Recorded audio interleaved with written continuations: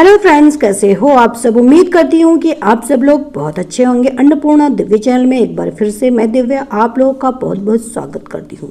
दोस्तों, आज की वीडियो में हम लोग दो सास बहू की कहानियों को सुनेंगे। उम्मीद है कि दोनों कहानियां आप लोगों को जरूर पसंद आएगी। कहानी थोड़ी सी भी पसंद आए तो वीडियो को लाइक शेयर कीजिएगा।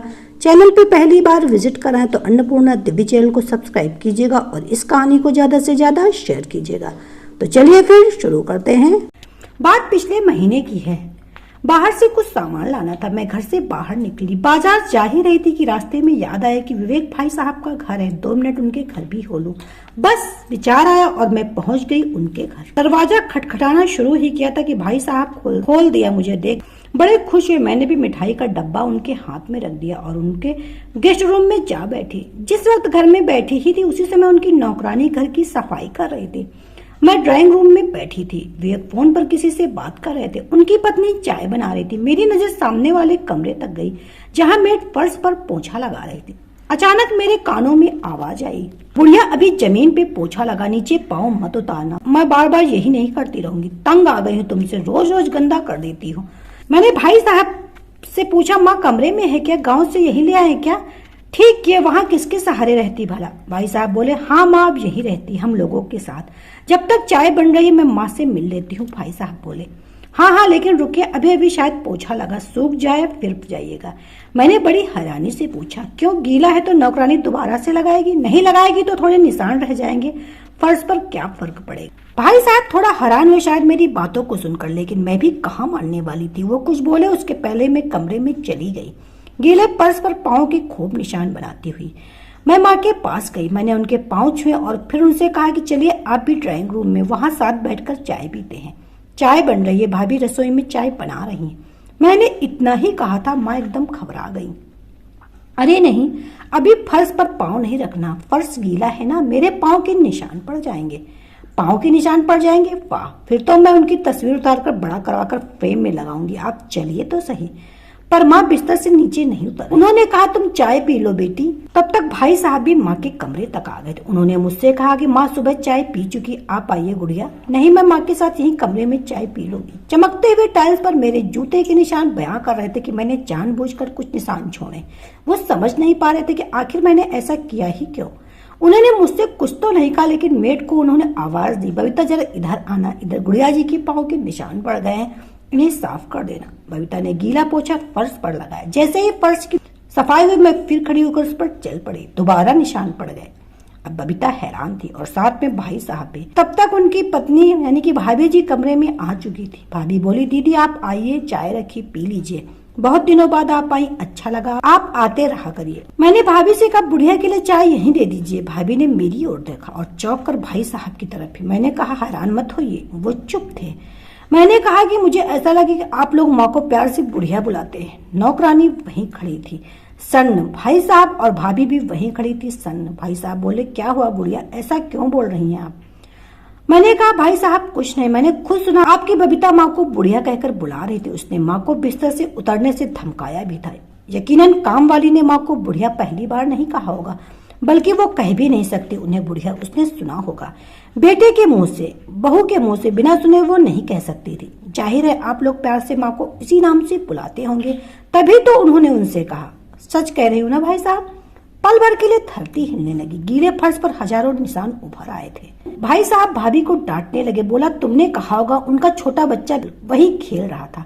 बुढ़िया रो रही थी, बहू की आंखें झुकी हुई थी। बबीता चुप थी। गुड़िया गलती हो गई, अब ऐसा नहीं होगा, बहुत बड़ी भूल हो गई मुझसे।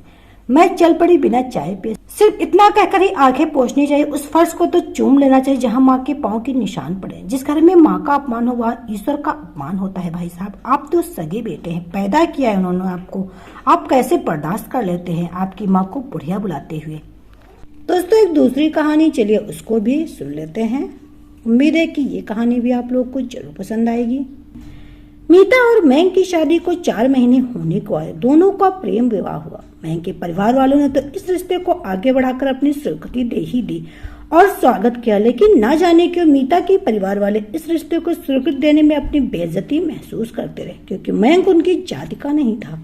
जबकि आज के समय में उन्हें यह समझना चाहिए कि मयंक एक पढ़ा लिखा, समझदार और अच्छे परिवार से संबंध रखने वाला लड़का है। और सबसे बड़ी बात तो ये है कि मीता को बेहद प्यार करता है और उसे जिंदगी भर खुश रखेगा। मीता के ससुराल में सभी बहुत अच्छे और भले लोग हैं। सभी से उसे ढेर सारा प्यार और दुलार मिला, क्योंकि मयंक चारों भाइयों में सबसे छोटा और लाडला है, इसलिए मीता भी घर भर की लाडली बहू। मीता की जिठानियां भी उसे छोटी बहन जैसा ही प्यार दुलार देती है। और सासू माँ सुगंधा जी का तो कहना ही क्या, लगता ही नहीं कि वह सासू माँ है।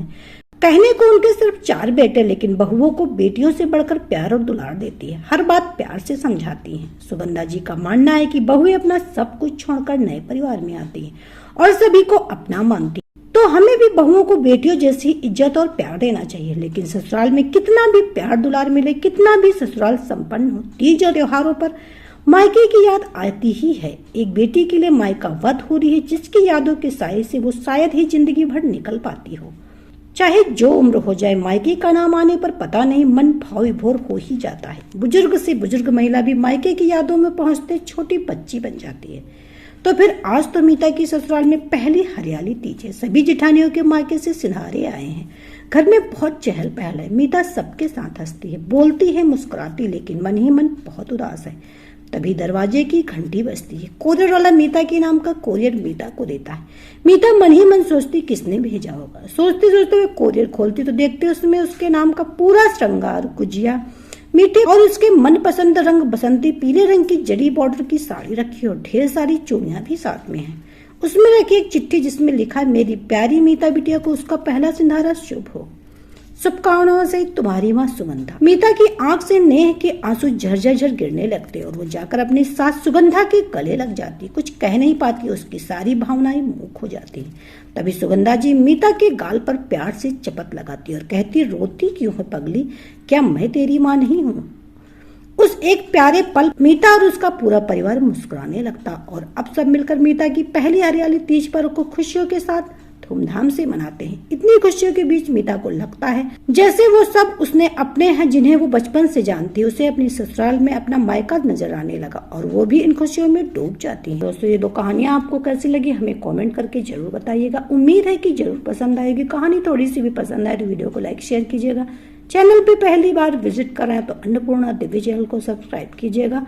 तो चलिए फिर मिलते हैं नई कहानी के साथ नए वीडियो में। तब तक के लिए bye bye. Subscribe now and press the bell icon. Never miss an update.